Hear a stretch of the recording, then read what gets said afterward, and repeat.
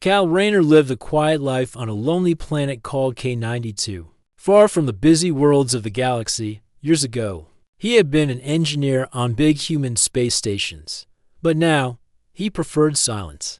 No war, no noise, no orders, just peace and old machines to fix. His home was a small metal shelter surrounded by thick green jungle. Every morning, Cal would pack his tools and ride his hover bike to search for lost alien tech. K92 had once been full of alien life, but now, all that was left were broken ships and overgrown ruins. That morning, the air was warm, and the jungle was full of quiet sounds: buzzing insects, chirping birds, and the hum of Cal's old bike. He followed a weak signal coming from the north. His scanner showed signs of a crash. Maybe it was an old ship. Maybe it still had power cells or rare parts. After an hour, he found it, a small alien transport, buried half in the ground, its metal frame covered in vines and moss. It looked like it had crashed months ago. Carefully, Cal climbed inside with a flashlight in one hand and his scanner in the other. The ship was quiet. Dust floated in the air. Wires hung from the ceiling. Cracks in the floor showed roots growing through the ship's broken panels. He moved slowly, stepping over debris. Then he heard it, a soft sound like a whisper, a tiny breath. He stopped, turned off his scanner, listened. The sound came again, this time clearer. It was a whimper. Someone was crying. Cal followed the sound to a dark corner of the ship, behind a collapsed wall panel. He moved the metal aside and shined his light in. There, curled up and shaking, was a little girl. She was clearly not human. Her skin was pale silver and seemed to glow faintly. Her eyes were large, almost too big for her face, and shimmered like liquid crystal. She wore a torn jumpsuit made from some strange material Cal didn't recognize. When the light hit her, she covered her eyes and gave a frightened cry. Cal dropped to one knee. "Hey, it's okay," he said gently. "I'm not here to hurt you." She didn't understand his words, but she looked at him, really looked, and something in her expression changed. Her shoulders lowered. Her breath slowed. Cal slowly reached into his bag and pulled out a protein bar. He unwrapped it and placed it on the floor, then stepped back. The girl looked at it, then at him. After a moment, she crawled forward and took the bar with both hands. She sniffed it, took a small bite, then quickly ate the rest. Poor kid. Cal whispered, "How long have you been here?" She didn't answer, of course. But when she finished eating, she did something that made Cal's heart tighten. She walked over and held out her small hand, placing it on his chest, right over his heart. It was like she was asking, "Are you safe? Can I trust you?" Cal nodded. Slowly, "Yeah, I got you." He brought her back to the shelter. At first, she was scared. Everything was new. She didn't speak, but she stayed close to Cal. She watched everything he did. When he cooked, she sat nearby, watching the fire. When he repaired his solar panel, she stood beside him, her head tilted like she was studying every move. Cal tried asking her name, but she only blinked at him. He showed her a picture of Earth, but she didn't recognize it. She pointed to the stars outside his window and made a soft hum. That was all. After today's, he gave her a name, Leary. It just felt right. Strange things began to happen after Leary arrived. Cal's broken comms system, which hadn't worked in years, suddenly came to life. It beeped and flashed like someone had fixed it, but Cal hadn't touched it. His cleaning drone, which had been slow and clumsy, now glided through the shelter like it had been upgraded. And one night, when the power grid overloaded, Leary simply touched the wall and the lights flickered back on. Cal stared at her. "What did you do?" Leary just smiled and touched his hand. She was special. Cal didn't know how, but he could feel it. On the third evening, as the sun set over the trees, Cal sat outside with Leary beside him. She was drawing in the dirt with a stick. Her drawing showed a round ship, a tall figure with long hair, and a small figure herself. Then a lightning bolt. Then darkness. Then He understood. Her ship had crashed. She'd been separated from her family. She'd been alone until now. Cal didn't speak. He just sat beside her and put his hand on her shoulder. "You're safe now. he said softly. Leary looked up at the stars, her eyes full of hope. Somewhere out there, someone was looking for her, and now, Cal knew, he had to help her find them. Leary had been living with Cal for a week now. Each day brought something new, something strange, and something wonderful. Cal was no longer alone. The small shelter that once felt empty now felt full of life. Leary would hum soft tunes while watching the stars. She had started helping Cal in small ways, handing him tools when he repaired machines, pointing to damaged parts before he even saw them. Somehow, she understood machines in a way Cal couldn't explain. But more than that, Cal noticed how fast she was learning. She had started repeating his words, simple ones like light, food, and safe.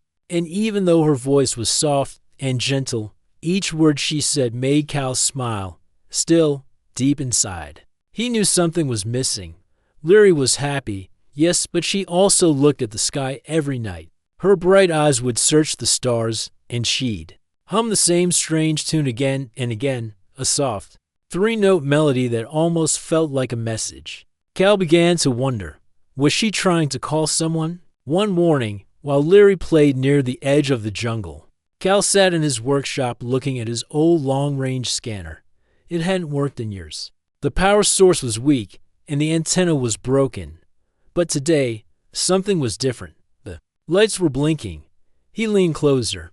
The scanner was active, connected. A signal was running through its wires. Not a human signal. Something else, something advanced. Cal ran a test. The scanner picked up a repeating frequency, a three-tone pattern. It sounded exactly like Leary's hum. He quickly turned on his translator AI and ran the tones through it. The system couldn't translate the meaning, but it confirmed the pattern was artificial, a coded message. Someone, somewhere, was trying to find this frequency, and Leary had known it all along. Later that evening, Cal brought Leary inside and played the tone on the scanner. She froze. Her eyes widened. She looked at him, then pointed to the screen, nodding again and again. Her lips moved silently, repeating the hum with perfect pitch. It's you, isn't it? Cal said softly. You've been trying to call someone. Leary nodded. Then she pointed to the stars. That night, Cal stayed up working. He rewired the scanner, boosted the signal using parts from his hover bike, and adjusted the broken antenna. With help from Leary, she touched the machine lightly, and the circuit seemed to hum in response. Finally, the signal was ready. Cal pressed the button. A loud pulse shot into the sky, carrying the three-tone message across space. Then they waited. 3 days passed. Cal kept scanning the skies, checking for a reply. He didn't want to disappoint Leary. She seemed calmer now, but her eyes were always searching, waiting, hoping. On the fourth night, just after sunset, the sky lit up. A soft streak of silver broke through the clouds, glowing like a falling star. It slowed midair, hovering above the trees, then slowly descended. Cal stepped outside with Leary. She clutched his hand tightly. The craft landed silently in the clearing beyond the jungle. It wasn't like any ship Cal had seen before. Smooth, silver, and shaped like a leaf. It didn't have engines like human ships. It just hovered gently, as if carried by the wind. A ramp opened, and a group of tall, glowing beings stepped out. They looked like Leary. Their skin shimmered like soft moonlight. Their eyes were large and kind. They wore long, flowing robes, and light glowed faintly from patterns along their arms and necks. The tallest one stepped forward, a woman with long silver hair and a calm, noble face. When she saw Leary, she stopped and tears filled her eyes. Leary, the woman said softly, in her own language. Leary broke into a run. She ran into the woman's arms, and they held each other tightly. The others watched silently, their faces full of emotion. Cal stayed back, unsure what to do. He didn't understand their words, but the meaning was clear. This was her family, her people, her home. After a long embrace, the tall woman turned to Cal. She stepped forward, her eyes kind but powerful. One of the other aliens held a small device and pressed a button. A soft voice came through a translation AI. You are the one who protected her. The voice said in clear English. Cal nodded. Yes, I found her in the crash. I couldn't leave her alone. The woman placed her hand over her heart and bowed slightly. I am Viraya, mother of Lyri. I thank you. You saved her life. You kept her safe. I just did what anyone would. Cal replied, no. Viraya said gently. Many would have turned away. You did not. You gave her food, shelter, comfort. You gave her kindness. Cal looked at Lyri, now holding her mother's hand, but still glancing back at him. She's special, he said. You must have been so worried. Viraya smiled, though her eyes were still wet. We searched every system nearby. We feared the worst, but she found you, and you answered her call. She looked up at the night sky, then back at Cal. You are not like the stories we were told about humans. You are different. The group invited Cal to step aboard their ship, but he shook his head. This is her home, he said. She should be with you. Lyri walked over and hugged his leg. Cal knelt down and gently touched her shoulder. You're going to be okay now. You're safe. You have your family, she nodded. But her eyes were full of tears. So were Cal's. As the ship prepared to rise. Viraya turned back to Cal. She looked at him for a long moment. This is not the end, she said. We will speak again. Then, without another word, the ship lifted into the air, quiet, graceful, glowing like starlight. Cal watched until it vanished into the clouds. The clearing was silent again. But the world didn't feel empty anymore, because somewhere out there, across the stars, someone remembered him. And maybe, just maybe, they would return. 3 days had passed since the silver ship disappeared into the sky. The jungle was quiet again. To quiet. Cal Rayner walked through his shelter, fixing machines, checking his scanner, and pretending everything was normal. But it wasn't. Lyri was gone, and her absence filled every corner of the place. The small blanket she used still lay folded in the corner. The drawing she made in the dirt was still outside. Cal hadn't touched it. He missed her. Not just her presence, but her laughter, her curiosity, and the way she followed him everywhere with wide, wondering eyes. At night, he sat outside, looking at the stars. He told himself she was safe, that she was with her family, that this was how things were supposed to end. But something inside him whispered, this story isn't over yet. On the 7th day, everything changed. The scanner beeped again, loud and steady. A strong signal, like before, but this time much closer. A ship was entering the planet's orbit. A large one. Cal stepped outside and looked to the sky.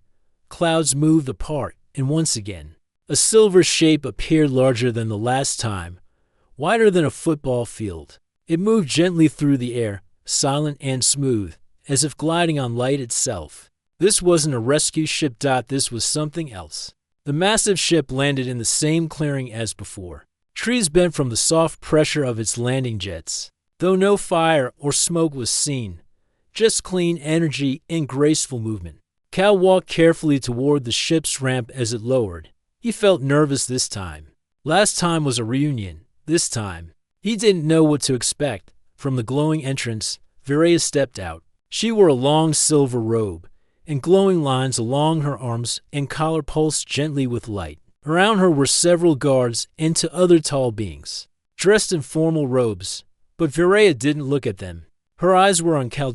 And she smiled. Cal Rayner, the translator device, spoke for her again. I told you we would speak again. Cal nodded. You came back. Yes, she said softly. I had to. She walked toward him. The guards stayed behind. Lyri misses you. She speaks your name every night. She draws pictures of the stars and of you. Cal smiled. I miss her too. She is safe now, Viraya said, but she is not complete without you. Cal felt a warmth in his chest. He had expected Lyri to forget him, but she hadn't. Viraya looked at the sky, then back at Cal. I did not come only to thank you again. I came to ask. Ask what? She took a deep breath. Will you come with us? Cal blinked. With you? To your world? Yes, not as a visitor. Not just for Lyri. I wish for you to become part of our family, truly. The words surprised him. Why me?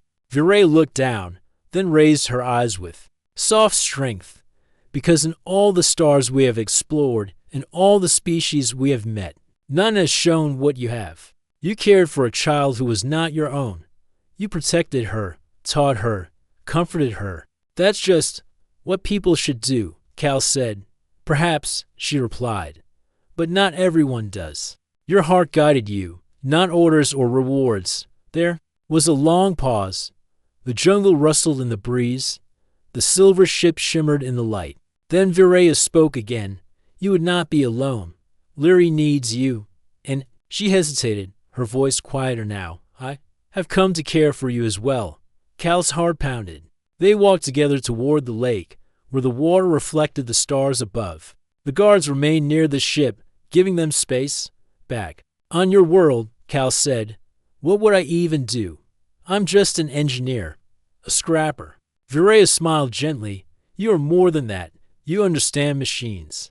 Yes, but you also understand people. You could help us, teach us, learn from us, and we could help you in return. Cal sat on a stone by the lake. Viraya sat beside him. You hardly know me, he said. I know enough, she replied. And what about your people? Would they accept me? They already do, she said. Many have seen Lyri's memories. They saw how you lived, how you cared.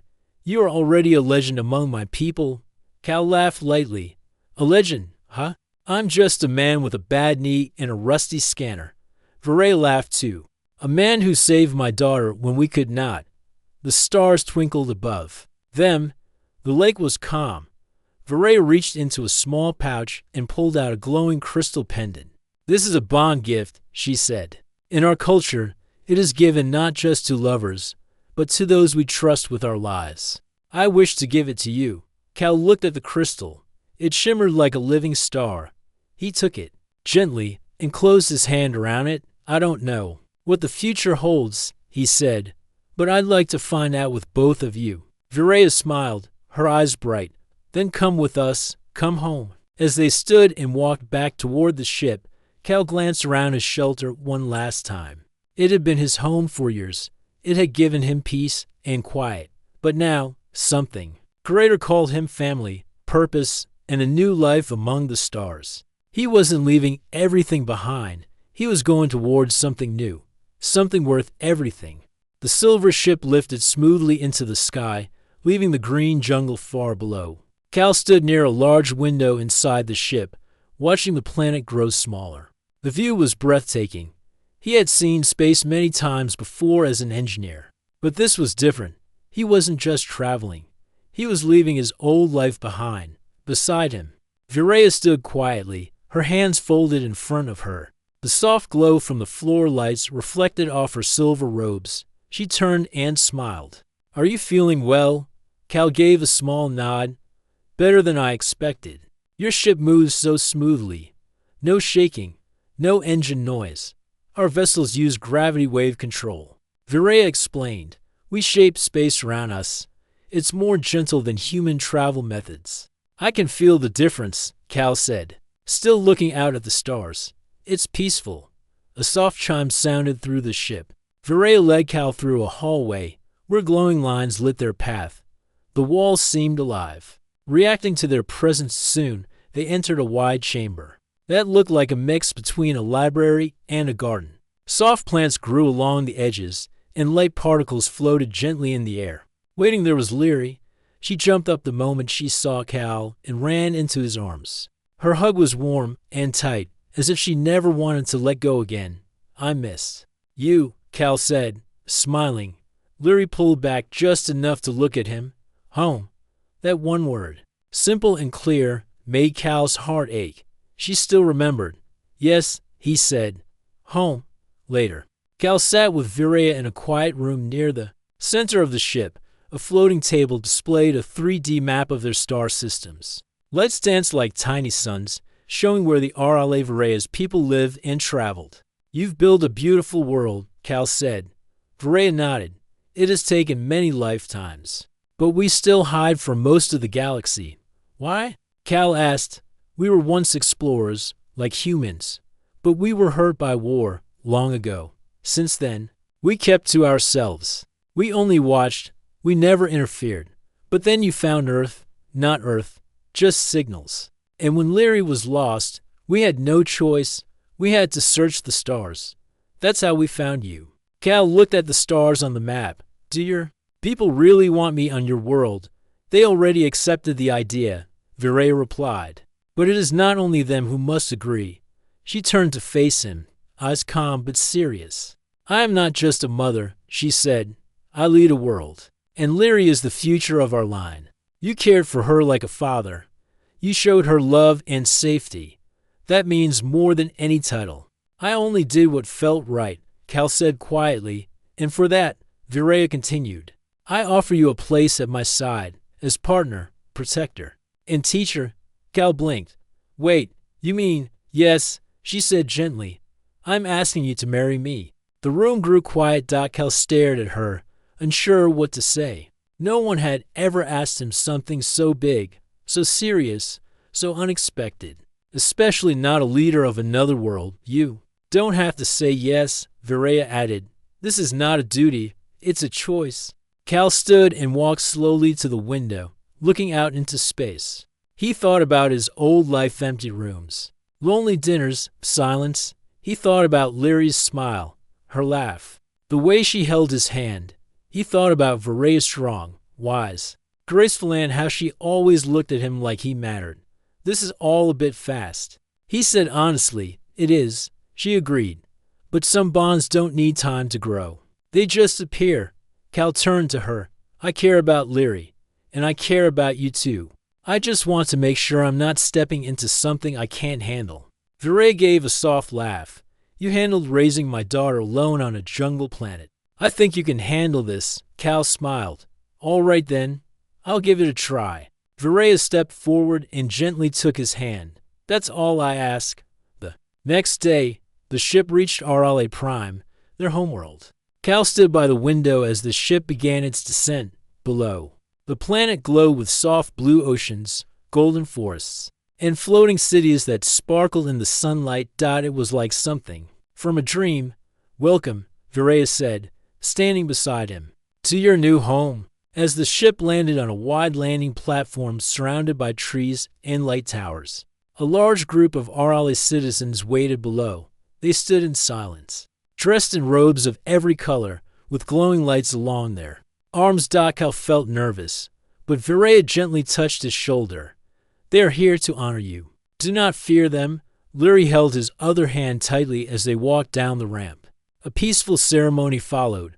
There were no loud horns or heavy words. Instead, the RLA offered flowers that glowed softly in the dark. They sang a calm song in their own language. And when Viraya and Cal stood side by side, a soft beam of golden light surrounded them. It was not a wedding like Earth's, but it felt just as powerful. The translator spoke once again. This bond is made in heart and spirit, not of duty, but of choice, to become one, not in form, but in journey. And then the crowd sang. Not loud, not wild, just a beautiful, warm sound that seemed to reach the stars. That night, Cal stood with Leary and Viraya on a tall balcony overlooking the city. Below them, lights floated through the air like fireflies. Above them, stars blinked softly in the sky. I never thought my life would end up here, Cal said. Neither did I, Viraya replied. But I'm glad it did, Cal added. Viraya smiled. So am I? Leary leaned against him, eyes sleepy. Cal looked out at the stars and thought about how far he had come from a broken ship in a jungle to a glowing world full of wonder. And it had all started with a little girl lost in the ruins. The sun on RLA Prime rose slowly, lighting the sky with soft gold and pink. Cal stood on a balcony made of smooth white stone. The buildings around him floated gently in the air. Connected by glowing bridges, birds with clear wings flew by, singing songs that Cal didn't recognize but found peaceful. He had been here for almost a month now. Each day brought something new: new food, new technology, and new words from the RLA language. Leary had started school at a learning center near the palace. She came home each day smiling, telling Cal everything she saw and learned, even if he didn't understand all of it yet. He was adjusting, but he was also thinking, One part of him still asked the question, do I truly belong here? That afternoon, Cal visited the Central Hall of Knowledge, a place where science and history were shared freely. The building had no walls, just pillars of light and floating screens. A guide named Avron, one of the elder RLA, walked beside him. You are curious, Avron said kindly. This is good. I want to learn, Cal replied. If I'm going to live here, I should understand this world. Avron nodded. Most would sit in comfort after being honored. You choose to learn. That is the mark of a true builder. They stopped at a large screen showing a glowing star map. Avron tapped it, and dozens of smaller systems appeared. These are the colonies of our people. Avron explained. Many are quiet now. Some need repairs. Others need strong minds. Cal looked closer. Are you saying you want me to help fix them? We do not command, Avron said, but we invite. You have already fixed something far greater. The machines you fixed a bond between our kind and yours. Now, we offer you the chance to do more. Cal thought carefully. I'm not a hero. I'm just a mechanic. Heroes are not always loud. Avron replied, sometimes they are quiet, and sometimes they just say yes when it matters most. That night, Cal sat with Virea in the quiet garden behind the palace. The plants glowed softly, and the air smelled of sweet leaves. Leary was already asleep, curled up with a small learning pad on her bed. Virea poured Cal a warm drink. You've been quiet today, she said. I've been thinking, Cal answered, about everything. Do you regret coming here? She asked softly. Double quotes. No, never. He shook his head. But I wonder, am I really helping, or am I just enjoying the peace while your people do the real work? Virea looked at him with calm eyes. You helped Leary when no one else could. You brought her comfort. You gave her light in darkness. That alone is enough. But it's not enough for me anymore. Cal said honestly, I want to do more, learn more, give back. Virea placed her hand on his. Then follow your heart. I will support you in whatever path you choose. A few days later, Cal began his new journey. He joined a team of engineers working on an old RLA research station above one of their moons. The station was in orbit, and while still functional, it had been abandoned. Years ago, Cal's job was to repair its systems, test the life support, and help design new upgrades using his knowledge of human tools. To his surprise, many RLA engineers were eager to learn from him. They asked about Earth tools, human technology, and even simple things like wrenches and screws, which they found interesting. Cal felt useful again, and when he returned to the planet in the evenings, Leary would run to greet him. Virea would wait with a warm smile. The palace no longer felt strange. It felt like home. But the biggest moment came one morning, 2 months after his arrival. Cal was invited to speak at the Interworld Council, a meeting of RLA leaders from different colonies. Virea stood beside him as they entered the round hall filled with soft lights and floating seats. The other leaders, tall and glowing like Virea, watched Cal with interest. He took a breath and began. I'm not one of you, he said, but I'm proud to be here. I come from a world that is loud, messy, and full of mistakes. But we also try. We care. And sometimes, when we least expect it, we grow. He paused. When I found Leary, I didn't know who she was. I didn't know where she came from. I just knew she needed help. I didn't save her for a reward. I saved her because it was the right thing to do. And now, I want to keep helping, if you let me. The hall was silent for a moment.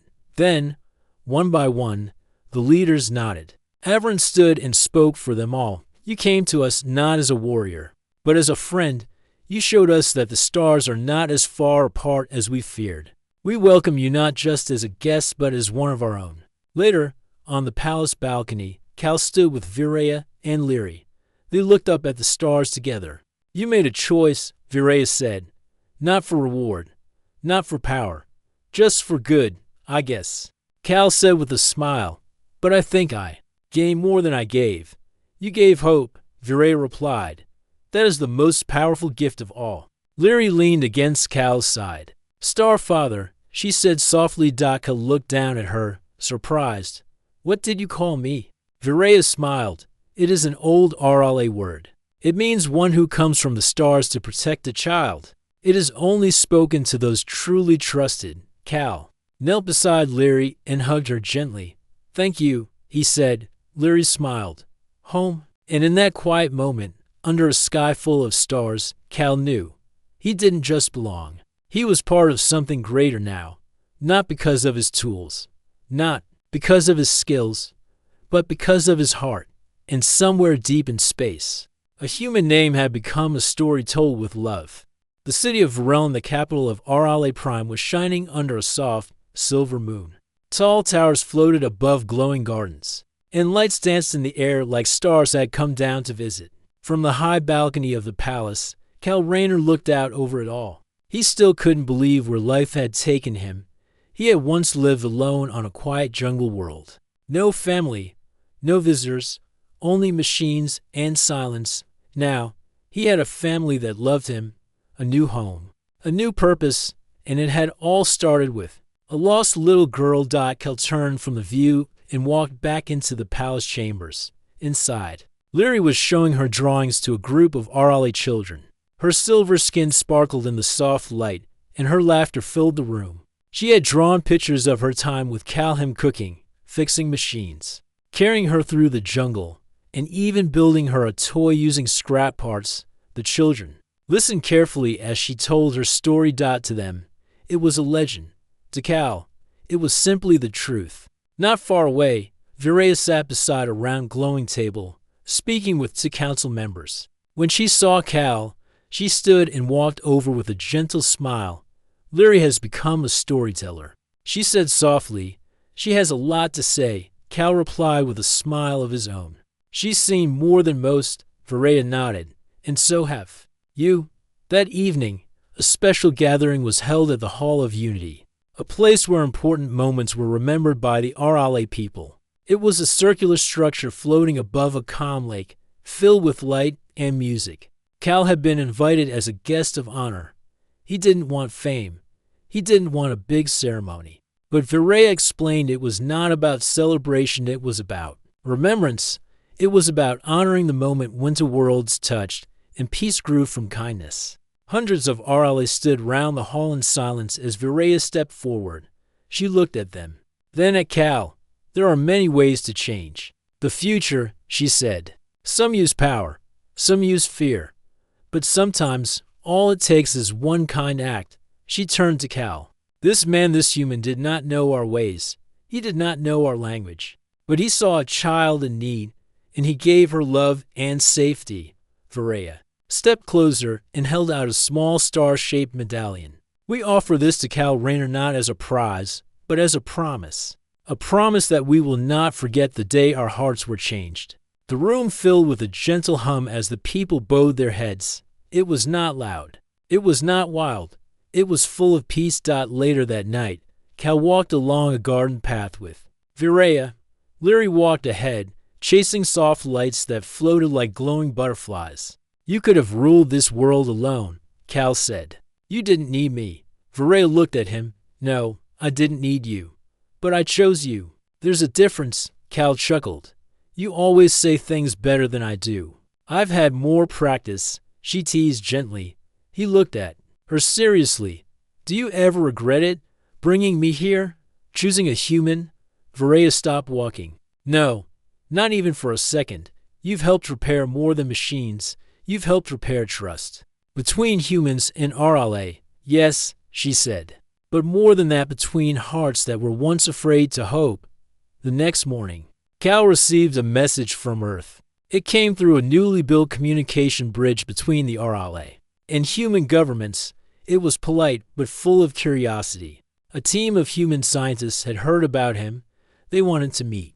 They wanted to learn about the RLA, and more importantly, they wanted to open peaceful contact. Cal read the message slowly, then showed it to Viraya. This is big, he said. Are your people ready? Viraya looked calm. Are yours? Cal smiled. Some of us are. She nodded. Then let's begin. Weeks passed, and peaceful talks began between Earth and RLA Prime. Cal helped as a translator, not of language, but of feeling. He helped both sides understand the values of each other. The Orcs shared their knowledge, their technology, and their peaceful ways. Humans shared their creativity, their strength, and their will to grow.